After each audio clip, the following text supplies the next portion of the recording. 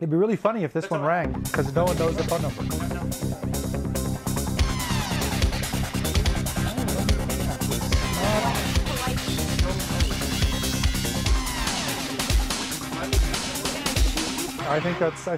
Can I still politely think... shoot you?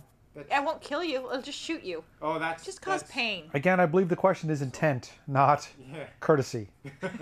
I mean, I think when you get to court, the judge is like, it's true, you did say... But it's without... Oh, hi. Hi, everybody. We're doing the show. We were talking about murder. Murder most foul. Specifically, the question was, if you're polite when you murder someone, is it still first degree, or does that automatically drop you down to second degree? And the answer is, as always, it depends on how good your lawyer is and how many millions of dollars you have. Because turns out if you got a really good lawyer, you could pretty much do no jail time at all here in America. Anyway, welcome to the show. It's a little low energy night for me because I hurt everywhere because I'm still been exercising, and I go to this class, and the woman that teaches it is trying to kill us slowly. She's, I believe, diabolically figured out if we make them do all of these exercises, eventually their bodies will just give up. And the only thing that's saving me is she's a little disorganized. So there's these constant pauses when she stops all of us from exercising and is like, okay, now we're going to divide into groups, and group one is going to do this, and so you guys go get mats, and that's the only rest I have during that class. And I just kind of, like, I'll get my little mat and I'll just kind of lay there and stare at the ceiling, and I'll think, I volunteered for this, really. Like, they're not taking attendance here, but I'm still coming. So what the heck is wrong with me is all I'm saying. And like, I get up in the morning and I'm like, I should really, take an Advil. And then I'm like, wait, why am I waking up and taking drugs to not feel bad? I thought the whole purpose of sleep was so that for one brief, tiny instant in the morning, you felt moderately okay. But I don't even have that. I'm like, okay, I'll pop some Advil and maybe I'll feel better. Anyway, tonight I came straight to the show from the exercise class because that's how I roll. Which means you may notice a few things different.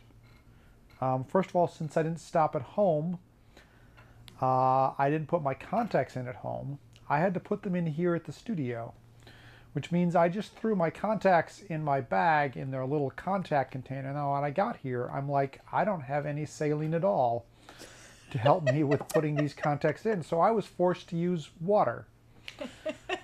So these are unauthorized contacts because I recall like 15 years ago the doctor saying, always use saline when you're putting your contacts in. Don't just pick it up and use water because, and I don't remember what he said after that.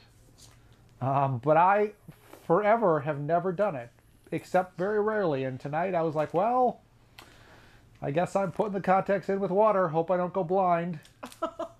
Speaking of which, I can't see anything out there.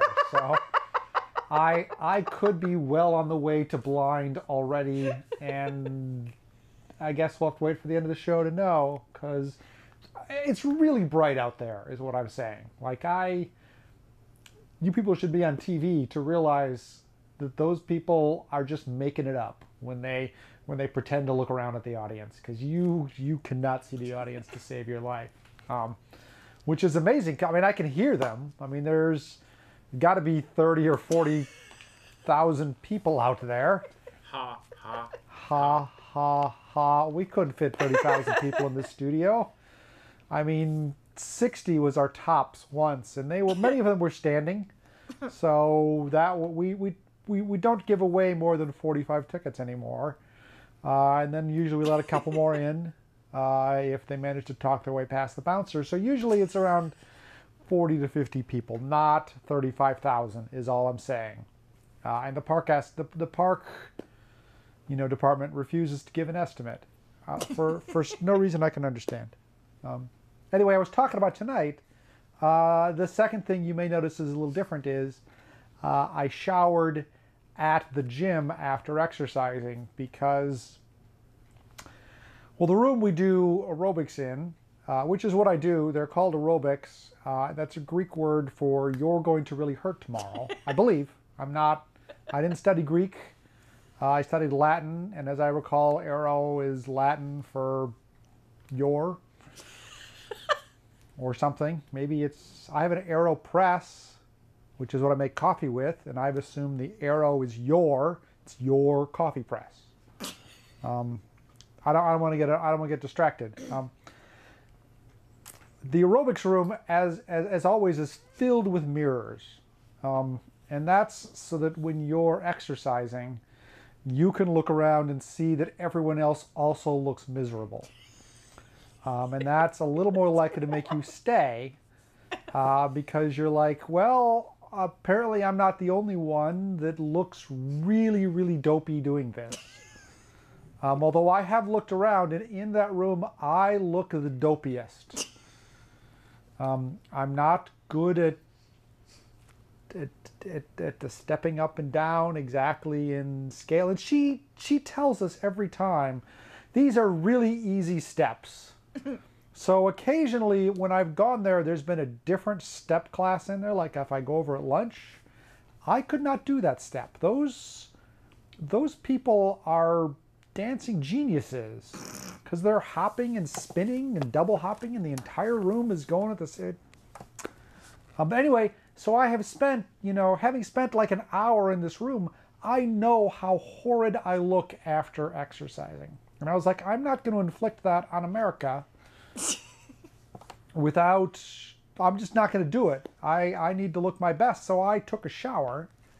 And the showers at the gym, they have shampoo, they have body wash, and they have conditioner. Now I'm a dude. I just buy shampoo that has conditioner built into it. I didn't even know you could get shampoo that didn't have conditioner in it.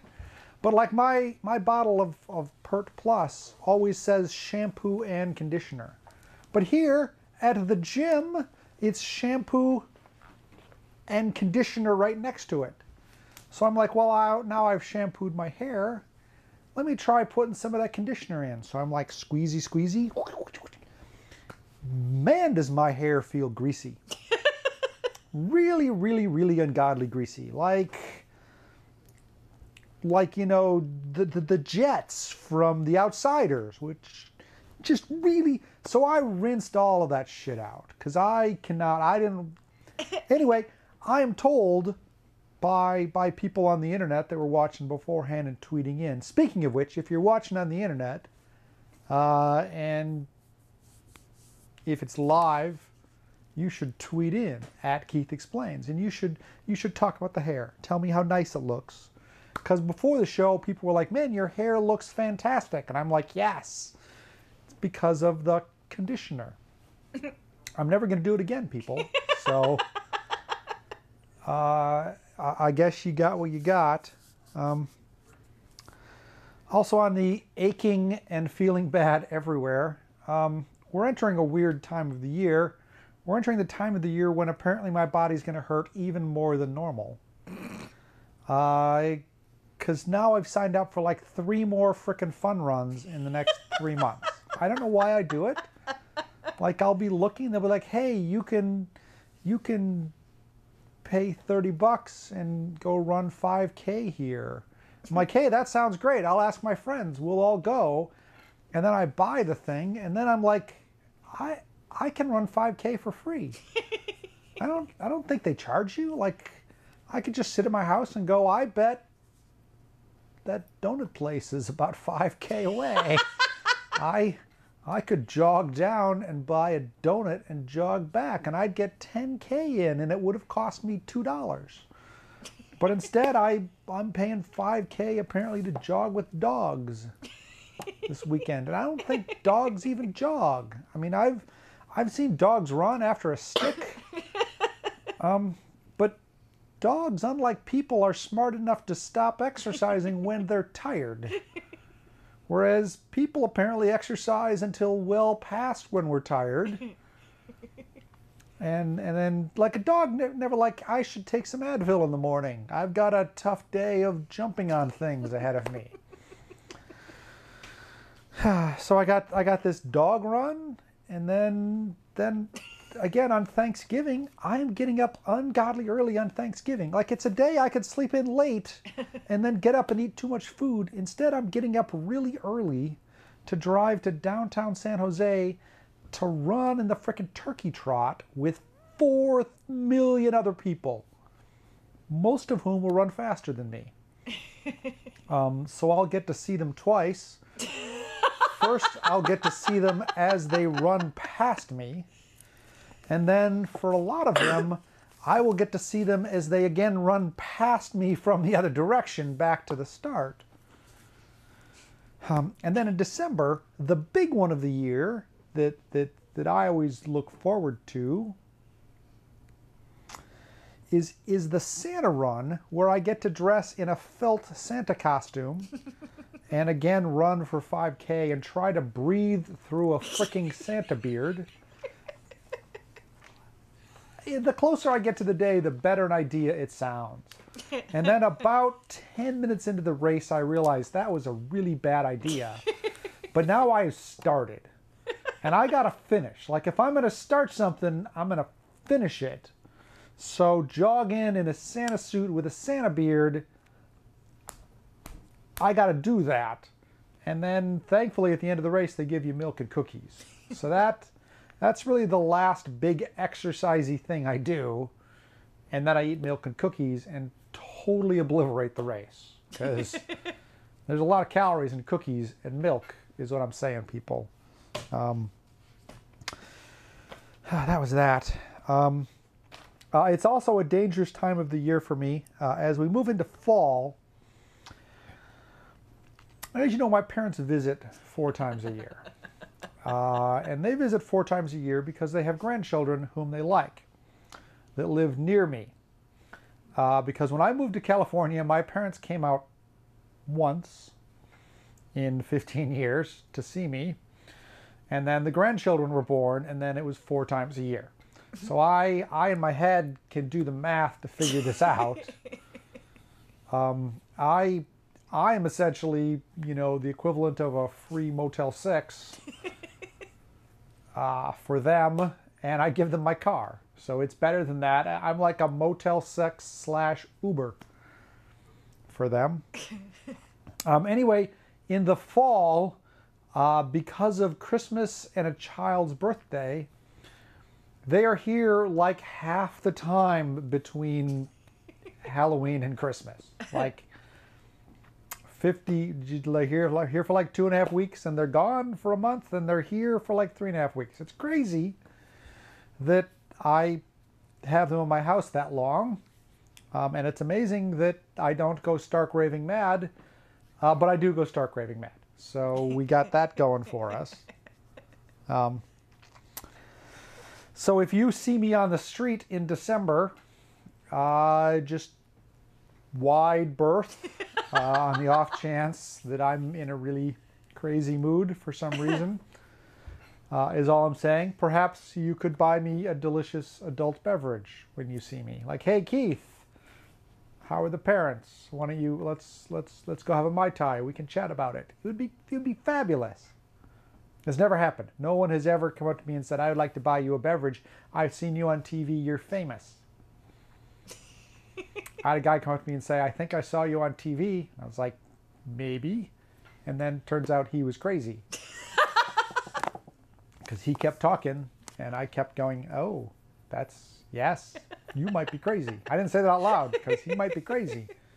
So now I don't know if anyone has ever actually seen me on TV. because if he's crazy, he might just think he saw me on TV. Dangerous time. Here's the next weird thing about now. It's October and it's 94 degrees. I blame Al Gore for inventing global warming because when I was a child, it was not 94 degrees in October. October is when you had to wear windbreakers because it was cold and it often rained on you. Now, true, I was in Wisconsin at the time, and I understand weather can be a little different from place to place, but it is, yeah, 94 degrees in the building I work in was really hot because I assumed the climate control system was like, it's October, we don't need to run the air conditioning as much. But you do, because my office was like 80 degrees today. I was like, man, I feel bad for that fish over there because that fish is in 80-degree water. It's like, wait, what do fish do in the wild? Because I assume the river gets to 80. I don't know. I felt bad for my fish, though, so I gave it a little extra food, which probably killed it. I don't think the fish cares about a little extra food. I've just always assumed if I overfeed the fish, it falls to the bottom and turns into the muck that I have to clean out. So I probably just made things worse for myself in terms of that. On the plus side, since now it is always going to be 94 degrees every couple weeks, it is always barbecue weather. From now on, like I'm a big fan of bratwurst. I apparently can throw bratwurst in the barbecue year round. We'll get some corn. It'll be delicious. Come by my house. I'll give you the beer that people bought for the last party that's sitting in my garage. You're like, here, have a beer. It's not cold because it's been in my garage. And so it's 94 degree beer. 94 degrees. All right. If you're going to come by, send me a tweet. I'll put a beer in the fridge for you. And we'll get a bratwurst. We'll get some corn. We'll have some barbecue. It'll be great.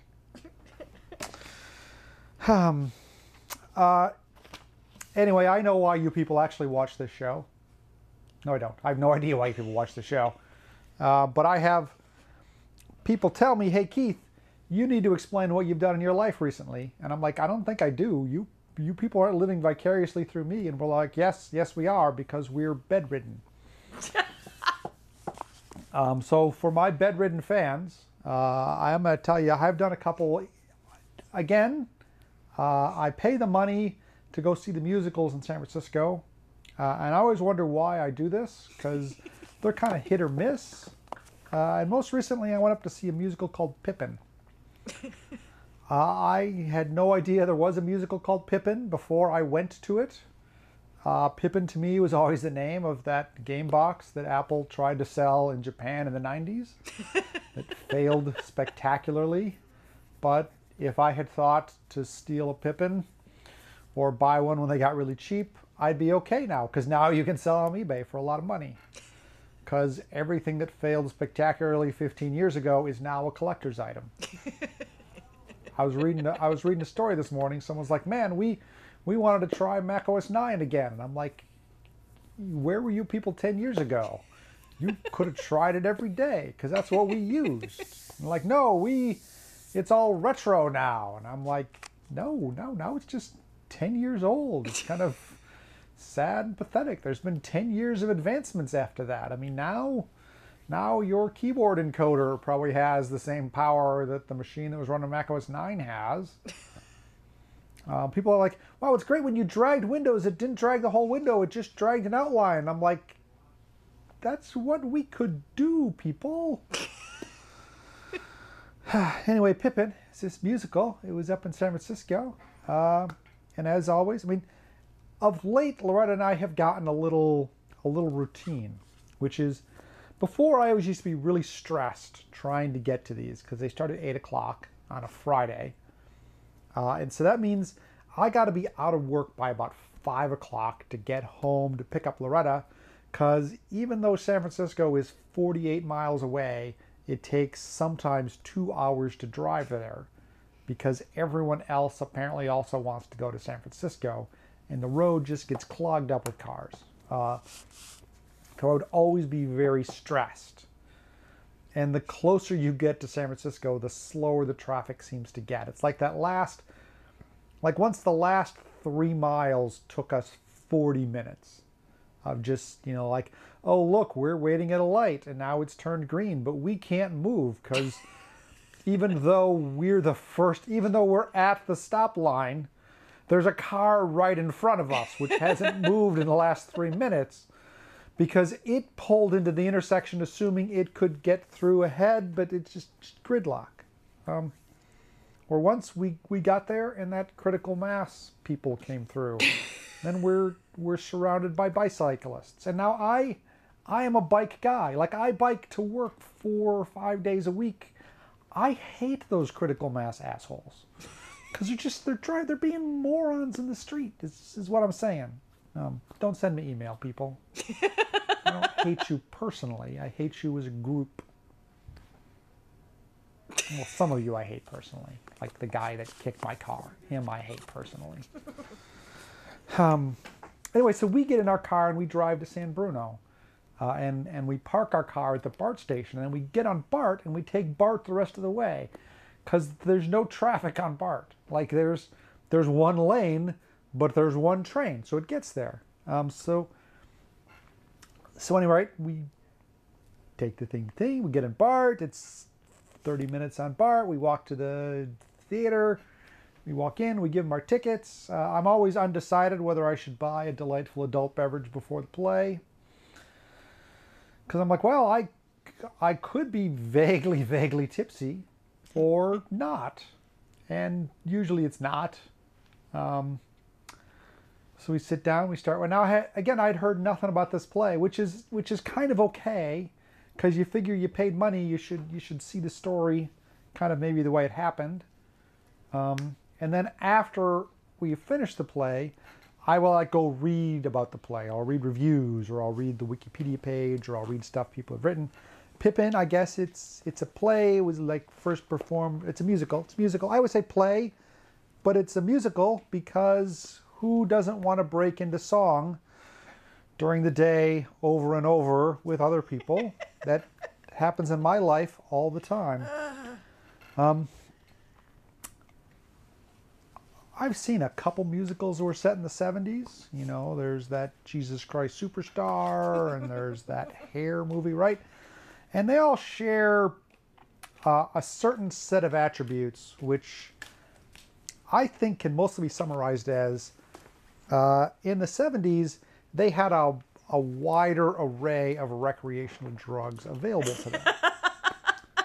Like today you pretty much got your booze, and you got your cocaine, and you get your meth, and having never and you got weed, and having never done cocaine or meth or weed, but having talked to people that have done each of those, as I understand, cocaine and meth make you really, really wired, just like your brain's going a mile a minute, and weed just makes you hungry. But in the 70s, they had the Quaaludes, they had the LSD, they had this wide variety of mind-altering substances to choose from. And so musicals and plays from the 70s are just wacky. Like, the craziest shit will happen, and it didn't need to make sense because people didn't care. They just wanted to see dudes get naked on stage. There was no dudes getting naked on stage in the one I went to. Maybe in the 70s. Who knows? But Pippin had one of these where a character named Pippin comes back from school and his dad's the king and his dad's name is Charlemagne. And suddenly I'm like, Charlemagne, wow, this might be a historic epic of some sort. And I don't know a lot about Charlemagne other than that, he was involved in the Holy Wars trying to retake back the Middle East in the,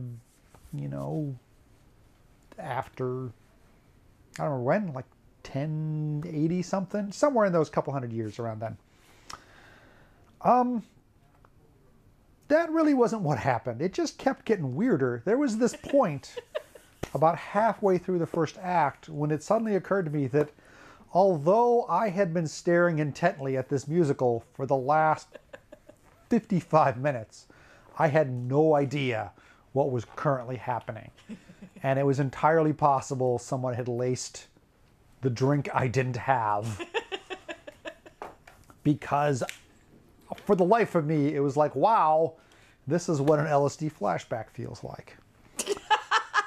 Now that said, it was this weird, vaguely uplifting, but not really uplifting at all at the end musical where good things happened and then bad things happened and then worse things happened.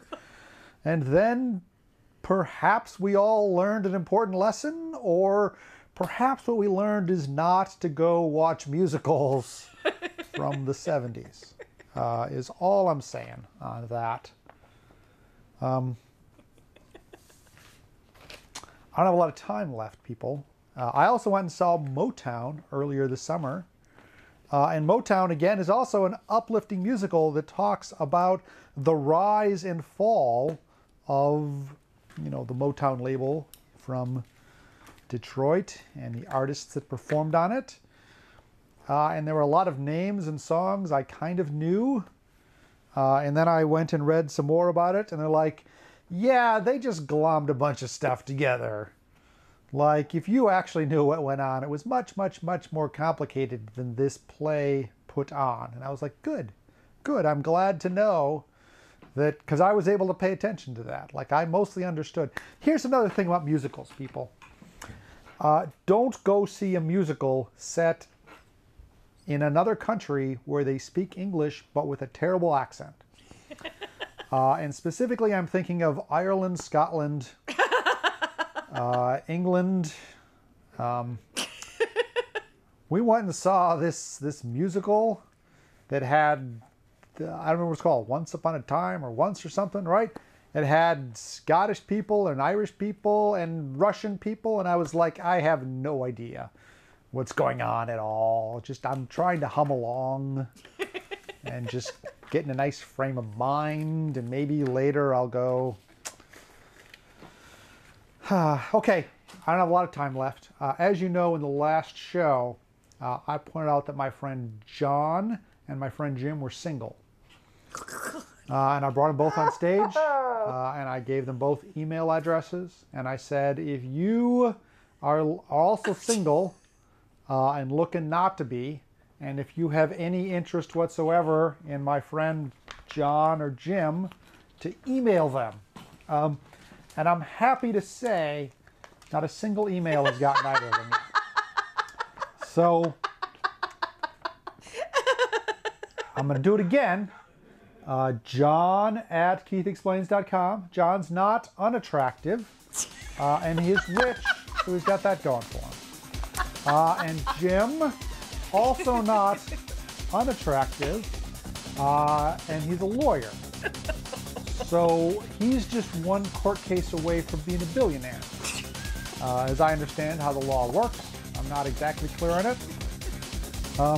Anyway, thanks for watching the show. We'll see y'all next month, people. And I